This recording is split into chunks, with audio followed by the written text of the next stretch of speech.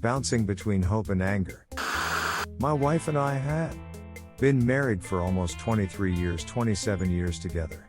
Last year was tough on us both, being isolated from friends and family. She became unhappy with our lifestyle, which turned into becoming unhappy with our relationship. We both went through a small depression in the fall and drifted apart. She started a new full-time job in November. She's a very friendly person, and one of her male coworkers interpreted that as being interested in him. He had been single and alone for 3 years. He began flirting with her, she ate it up and reciprocated. Their relationship progressed from flirting to coffee, to estimating, to her going to his place one afternoon and fooling around. Her words, got naked, OLS time only, mid-January. I found messages on her phone arranging to go back to his place before work and have time January 17th. I confronted her. We had a long talk. She agreed to stop the affair and let him know. We tried working on our relationship. She never stopped contact with him outside of work. Mid-February, I asked her to stop contacting him altogether. She pushed back but again told him that they were done. Valentine's weekend, we rented a hotel room and had a romantic weekend. My hope for our relationship was high. Then she moved out for 3 days, needing time alone to figure things out. She came home on Friday, saying she wanted to stay married but continue the affair. I compromised my boundaries, saying no to the affair but allowing them to stay in contact but not meet outside of work. Fast forward to 2 weeks ago, she says she loves me, but is not in love with me. She's in love with him. She wants her independence and to explore their relationship. She moved out March 13th. We've been in frequent contact, kids, selling house, etc. She texts every day, sets up coming over, sends hearts emojis. I still love her and want her to come home with conditions, of course. But I'm angry at her for not wanting to fight for a 27-year relationship, not putting us first. I don't want to be the backup plan, but I get happy every time I get a text or a call or see her. She says she wants to stay friends, but I can't be friends with someone who hurt me so much. But I want to give her time and who want to come home. Am I being a chump here? Update 1. Thanks for all your helpful comments and the few less than helpful ones. I have spoken with a lawyer. He suggested not applying for a divorce yet. I would either have to prove infidelity to a court's standards or have her sign an affidavit admitting to the affair. She probably would, just to get the divorce done. Going that route would involve going to court though. And since we're in a no-fault province, the lawyer said she would get half the assets and debts including my retirement savings and personal savings, half the proceeds from selling the house, etc. I'd end up giving her over $130,000. Then I'd have to pay child and spousal support. Lawyer estimated it at $1,700 per month even with me having the kids half the time. If we wait the year, and then apply for an uncontested divorce, then the separation agreement I had her sign would be enforced. In that, we agreed to leave the retirement savings alone and she won't go for spousal or child support. I've been focusing on myself, reading some self-help books, getting exercise and getting in touch with old friends, calling family a lot. I just spoke with a coworker who went through the same and she said to call whenever. I'm having more good days than bad. I still miss her at odd times, but it's becoming less frequent. I know it'll be a bit of a roller coaster for a while, but I'm on the upward path at least. Thank you to everyone who sent a DM. It meant more than you know to have caring strangers reach out. Update 2, an open letter to my SDVXW. We had 27 good years together. We supported each other, loved each other, were good together. I thought we would be together for the rest of our lives. Then we had a few bad months. We drifted apart without even realizing it. You had an affair. I was willing to work through it, to forgive. I thought you were at first, then you said I love you, but I'm not in love with you. What the duck does that even mean? That you care for this other guy. Then you drifted away and I asked you to leave. At first, I wanted you to come home. I still thought we could make it work. I hoped you would change your mind. It's been 3 months since I found out about the affair, 1 month since you left. I know you're not coming home now, I've accepted that. And, I don't want you to come home. I deserve someone better, someone who will fight for what we had. Someone who will put me first in their heart. I'm not someone's second choice, or fallback guy. I'm a duck and catch. I'm a good provider, I'm a good dad, I was a good husband, I'm smart, I'm successful, I'm funny, I'm handsome, my mom says so, I'm fun, I have great stories to tell. You don't deserve me. You tell me you want to be friends? I'll be civil for our kids' sake. I don't want to be your friend. I don't like you, I don't like how you treated me, I won't be friends with someone who treats me like that. I don't like your moral character. You don't deserve my friendship. Yes, I still miss you, I even still love you. A little less each day. I no longer hope you'll come home. I wish you no ill. As they say in the South, may you get all the happiness you deserve. Now, duck off and leave me alone. Update 3, I miss the future I thought we were going to have. Start of a new month being single. About 1.5 months since I asked her to move out. 3.5 months since D-Day. I don't feel the deep hurt anymore, but there are days where I miss her deeply. What do I miss though? The person I thought she was 6 months ago? The person I expected to be with forever? The life we had, the future we had planned. I do not miss the person who lied to me, who betrayed me, who hurt me and wouldn't support me in my time of need. At my lowest, most vulnerable point, she pulled away with a contempt I've never seen before. A coldness.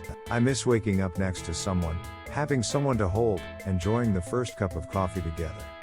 The intimacy and closeness only two people who've loved each other their entire adult lives can.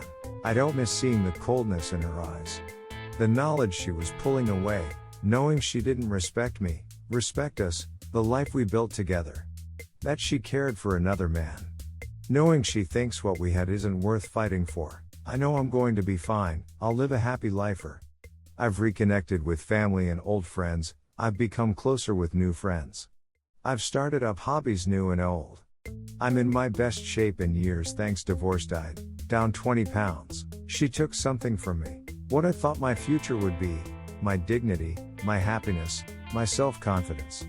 Now, I'm eagerly looking forward to an unknown future full of options.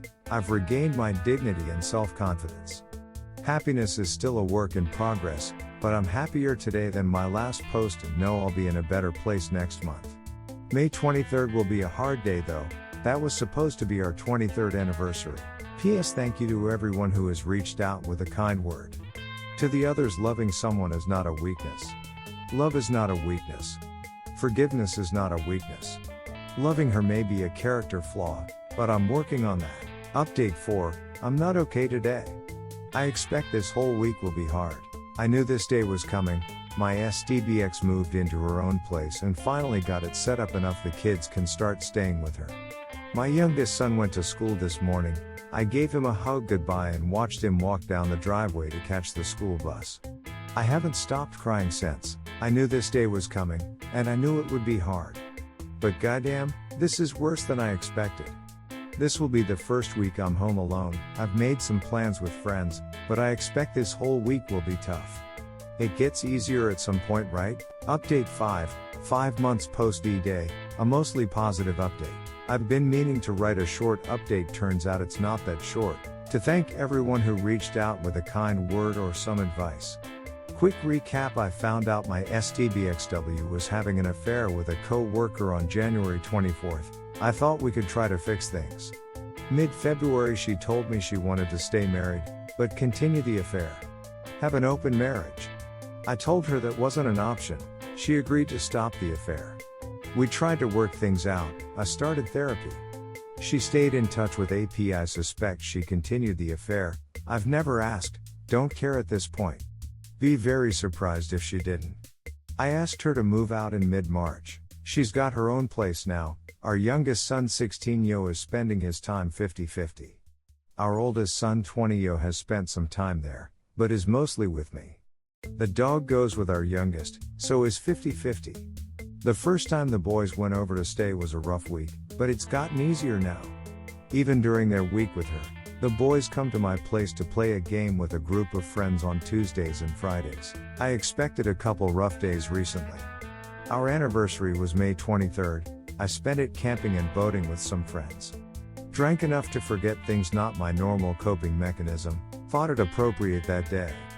What made the day even easier was I found out she had planned a dinner with her AP and our kids.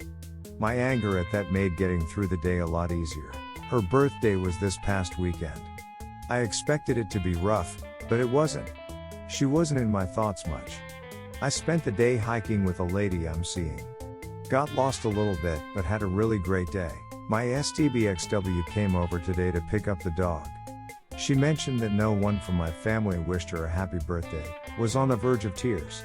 I was sorely tempted to offer a hug, but remembered that she chose this. This is one of the consequences of her actions. Not sure the point of this post, other than an update and a thank you. Maybe offer some advice for what helped me. Nothing you won't have heard before. 1. Reach out to friends and family. I'm lucky that I've got a supportive social structure. Learned that a few of my friends have gone through the same and I never knew. 2. Exercise, get fresh air and sunshine. 3. Yoga and meditation really helped me. 4.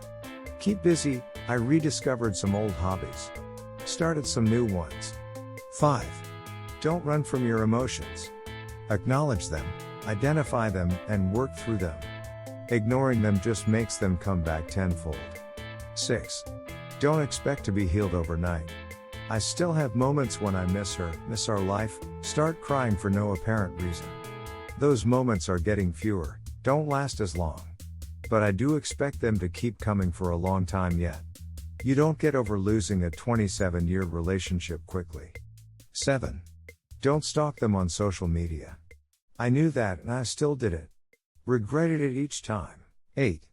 Realize you're grieving a loss of something important. You'll go through all the steps of grief. Several times. 9. But also realize the opportunities you have. I've started a new relationship very early, taking baby steps. I'm starting a new job, have been offered a partnership, I'm selling my house and moving somewhere new. I've started doing things that my ex-spouse wasn't interested in. I signed up for a couple online dating apps soon after asking STBXW to leave. Probably too soon to be healthy. I was looking for an ego boost, and I got it. I did meet someone a month ago, we're taking things very slow. She's recently separated too, so we're each other's rebounds. We both realize we can't rely on each other for happiness, but it sure helps sometimes when you have someone to hold on to for an evening. Update 6. 2 steps forward, 1 step back. But still moving forward. Sorry in advance, this is going to be rambling a bit. Just want to get my thoughts out on paper. It's about 6 months after D-Day. In general, I've moved on. I've accepted the end of our marriage, and have finally decided that I don't want to reconcile most days anyhow. She still takes up too much time in my thoughts. She sent a couple texts recently saying she misses us. I took my sons on vacation to visit my parents this past week and she reached out a couple times. I don't engage with her, but it sets me back each time, and yes, I know I should block her and use an app to communicate only about kids. I'm trying to figure out why I'm having trouble doing that. 6-hour drive home, I spent most of it thinking about her, imagining what I would say on the day she comes looking to reconcile. I don't expect her to, she's still seeing her AP. I'm doing all the right things, keeping social, keeping active, exercising. I've started a new job with a good bump in salary, becoming part owner, selling the house and moving into town, make new memories at a new place. I started seeing someone, very casual so far, we have lots in common, going on hikes and watching movies, going for beers. So why does she keep coming into my head every day? I know it's only been 6 months, after a 27-year relationship. I wish I knew how long it takes. I expect she'll always have her corner in my head. There are 3 things I'm scared of. What will I do if she does look to reconcile? Most days I don't want to. In those melancholy moments there's nothing I want more than to hold her again. Then I just need to remember that cold look in her eyes as she looked on with contempt in my time of greatest pain. Will I ever be able to give my heart to someone? I'm scared of getting that hurt again. If I can't, will someone accept less than the whole me? P.S. Thanks to the people who sent DMs checking in Tipno6062 and others, it is greatly appreciated.